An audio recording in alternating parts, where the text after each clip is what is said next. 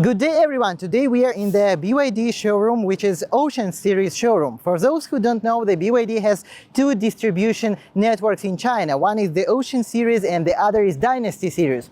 In the Ocean series you have car mainly dedicated to the ocean thematic. For example, the dolphin, the seal, they all have the character which means sea in their name. And here we have seal again, but DM and some other cars which actually don't have the ocean thematic. And today we will talk about this car. It is the BYD Sea Lion 07 and it is the newest EV car of the Ocean series. Let's go and check this car more detailed.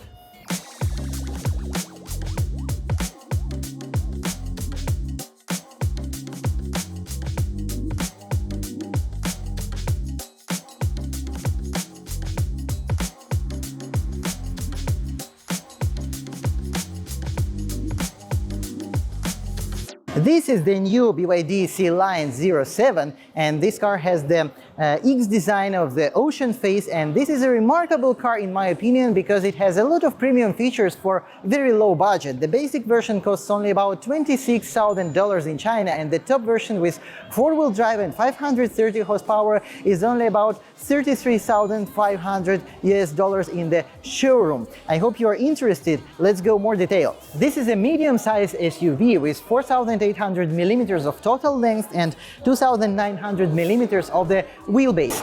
The car is built on the BYD 3.0 Evo platform, and many of BYD cars made on this platform as well. But this car has a real sibling from the Dynasty series, which is called BYD Song L. They use basically same technical solutions, same body structure, but the design and some small equipment features are different. Also, the Denza N7 is also this car, but of a higher level with much more premium solutions with air suspension and better quality interior and much more features, and of course much more expensive. In total there are four versions of this car. The basic version is the only one version which has a different battery. It's a smaller battery, it's only 71 kilowatt hours, and it is a previous generation BYD Blade battery. Basically today all the BYD models, not important if it's a DM or pure electric, they all use the BYD Blade battery. Okay, so to the point. The basic version has 71.8 kilowatt hours, and this is a 400 volt architecture, but all the other versions they have 80 kilowatt hours battery, 80 with something like 80.3, and they use the 800 volt platform. Nevertheless, we have only one phase, the slow charging port, and the direct current charging port can charge this car from 30 to 80% in just 25 minutes. By default, this platform is a rear-wheel drive platform, and the basic version with the smaller battery is the only one which has a low-power motor with only 170 kilowatts, which is about 231 horsepower. It will be a rear-wheel drive car with acceleration from 0 to 100 in 7.3 seconds. The next version will be two-wheel drive with bigger battery, basic version with bigger battery. It will have 230 kilowatts, which is 313 Newton meter, or which is 313 horsepower and 380 Newton meters of torque. Basically, the basic version also has 380 Newton meters of torque. But with this higher power, the acceleration from 0 to 100 will be just in 6.7 seconds. And the top version will have the two motors with total power of 530 horsepower and the acceleration from 0 to 100 in just 4.2 seconds, which with 690 Newton meters of torque. The difference in the equipment in these four versions is basically not so significant, but there are of course some differences. Yet the vital things, the most important things, they are present in all the versions by default. For example, the cameras 360 we have in all the versions, but even cheaper models of BYD have them by default, so it's not a surprise. The 19-inch wheels we have in all the single motor version, and the double motor version we have the 20-inch wheels. This huge panoramic sunroof also present in all the versions, and in any version you have to pay extra for make it light sensitive. Now it's in promotion and costs only about $500 US, and this is the cheapest way to buy the light sensitive sunroof in the market, because from Zeekr it usually costs about 10,000 RMB, which is 3 times more expensive. Same as Song L and Denza N7, this car has a premium solution in the front suspension. It's fully aluminum suspension with a double wishbone arm right here, and it means the car will have very nice steering. You see all the levers are very massive. The lower level is made from aluminum. And can you believe that 5 years ago the car for 26,000 USD would have such solution in the suspension? Remaining differences in the versions are all inside of the car. When we open the car, we see that we have the traditional door handles, which actually coming out by the servo motor. We have the keyless entry, and also we have the multi-layered soundproof glass, and the sound installation of this car is actually extremely nice. In the basic version we will have the artificial leather right here, but in the top version with single motor and top version with double motors, we will have the Napa leather in the center part of the seat, but here we will have the artificial leather anyway. The seat has a vast variety of adjustment, and also it have the knee adjustment, electrical knee adjustment, which is also a premium feature, and it's hard to believe this car have it for this budget. Also it have the lumbar support and everything else. Also, of course, we have electronically adjustment. The natural leather on the steering wheel is in all the versions, but the heating of the steering wheel present only in top versions. As you see here, we have the ambient lighting. The ambient lighting is very beautiful. It's also present in all the versions except the basic version with small battery. The central control screen had the diagonal of 15.6 inches. It has very good responsive. As all the BYD, it has English menu. We can change it in the D-Link, in the C-Tone, it means system, and here we have the English or Chinese to choose. Generally the menu is totally same as in BYD, is in BYD Tongue in 2018, for example. They didn't change anything. And from the differences in versions, here we do not have HUD because this is the basic version with big battery, but starting from the top version with one motor and two motors, here we will have the HUD with the projection capability of 50 inches. This is the cluster gauge, and here we have all the functions changed by the button, such as the tire pressure monitoring system, the consumption of the energy, of course, all the autopilot system, and so on. What else is very remarkable here, that you have a really powerful charger, which is the 50 watt of power with the cooling system, and it charges the phone really rapidly. In about 5 minutes you can add 2% if you have phone like me, it's a Samsung Galaxy. Here we have quite a lot physical buttons, but it's less quantity than in some other models of previous years. Also, in all the versions, without any exception, we have the Dyne audio system, which is 12 speakers by default. All the versions have heating and ventilation of the front seats, but only top versions has heating and ventilation of the rear seats. Massage in this car is unavailable at all. Also, we have the fragrance system, but only in the top version, with a very beautiful fragrance system cluster right here with the special lighting. The only car with such solution on the market which I know, but unfortunately in this basic version we do not have this option. Generally the ergonomy is quite nice. I will tell more about it on the test drive, and the quality of interior is perfect. Everything is very solid, very robust, no any cracking noises. Everything feels like made from stone, but not in means of quality, because quality is also good. Here we have soft material, here we have soft material, here is everything soft. I don't see almost any not soft plastic right here, and the seats are also quite comfortable, but unfortunately this is the lowest position which I can take in this car. I'm 178 centimeters. I have still a lot of space, but I would like to have more sporty seating.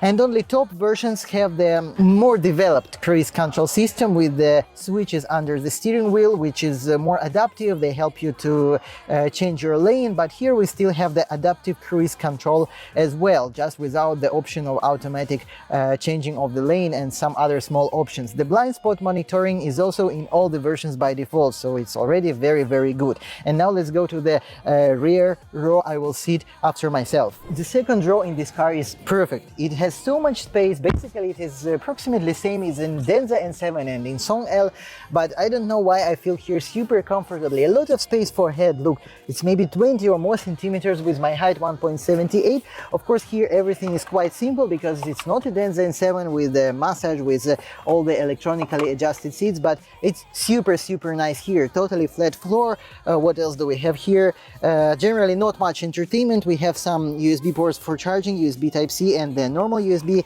Here is the soft finished armrest. And basically that's all. And we can adjust the height of the seats manually, but anyway, the most comfortable position is the biggest angle. Generally this second row is 5 out of 5, no problem. Also, we have the sunshade for the panoramic sunroof, which is actually very important if you live in a hot country. One more noticeable thing is this car has 2 options for the interior color. The one is standard black with some light blue or light gray stitches, something like that, and the other is a clay brown interior, which is extremely beautiful and makes this car feel like 2 times more expensive. Now I will try to insert a video of such car, because in this showroom it's not presented, but I've already seen this car and made a video, so please check it and tell me in the comments which one you would buy, which one is more beautiful in your opinion. Electric opening and closing of the trunk is by default in all versions, but the induction opening by leg is only in the top versions. Here it's not presented. And the trunk is perfect shape, is very large size, it's 500 liters in this configuration and more than 1500 liters if you fold the seats. I will show you the infography of this trunk.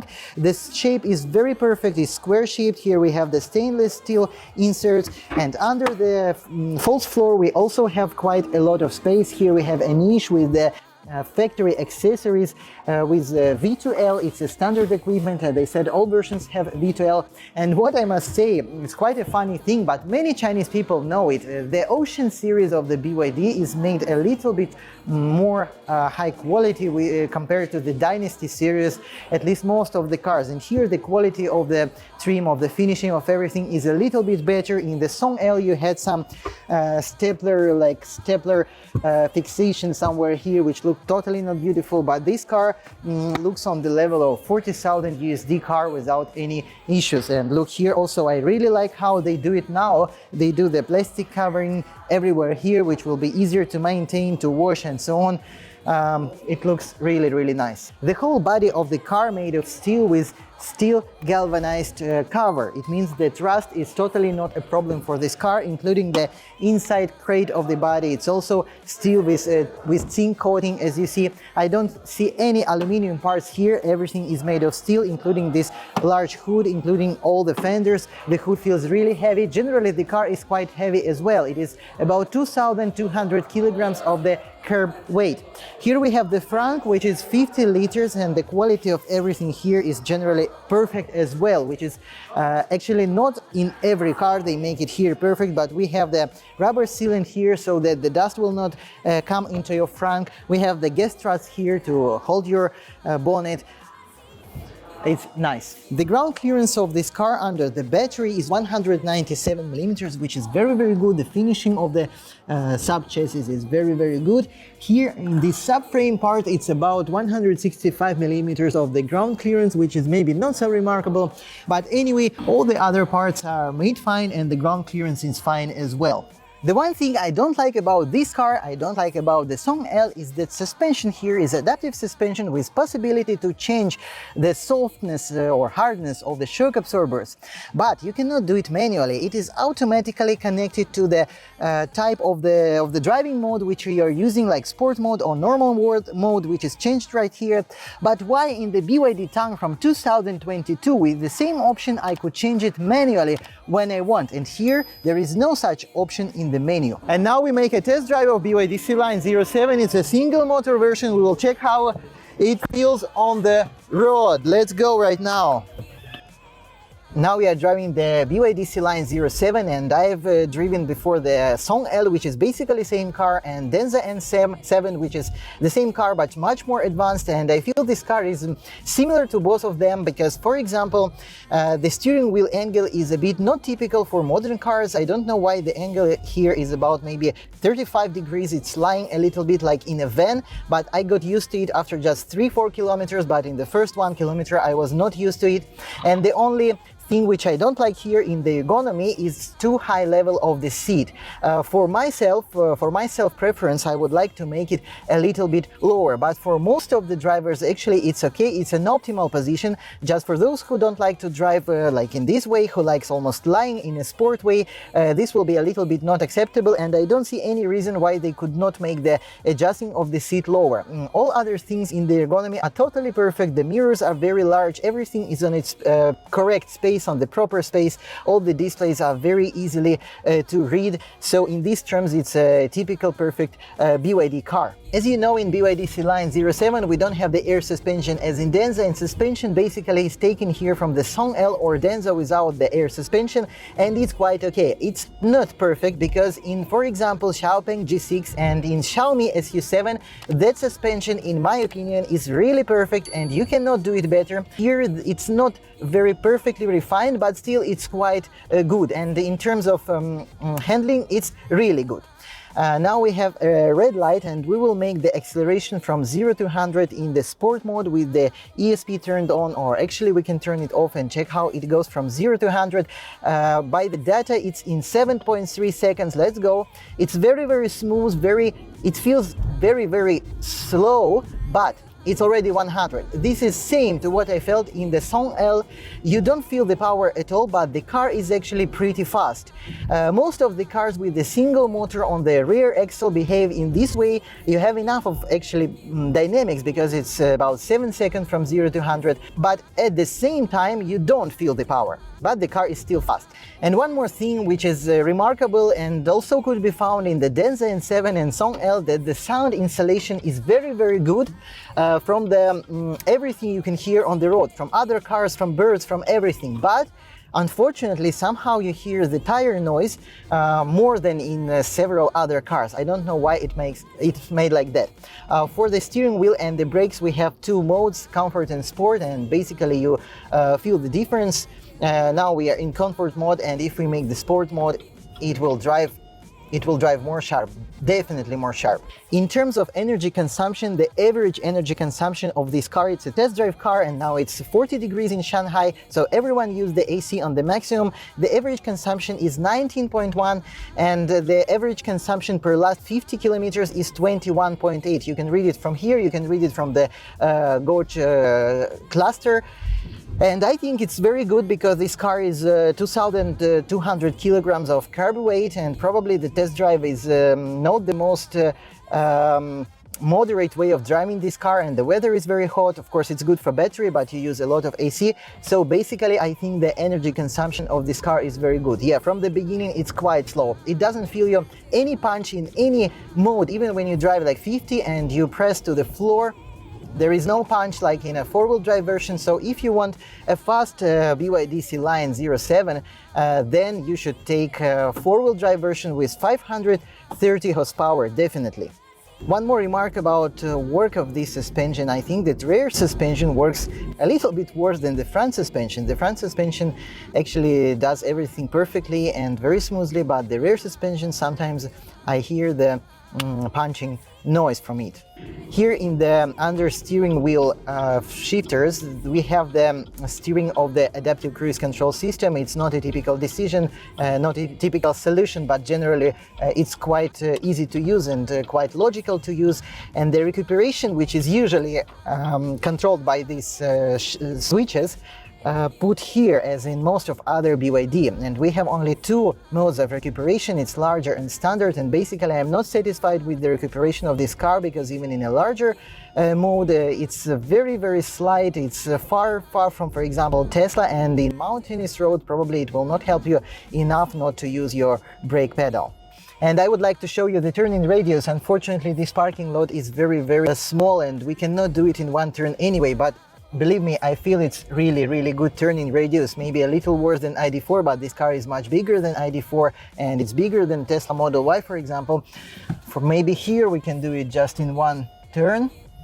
No, here cannot as well, but still it's really good. it's really good. Yeah, you feel it's good. It's a rear-wheel drive car.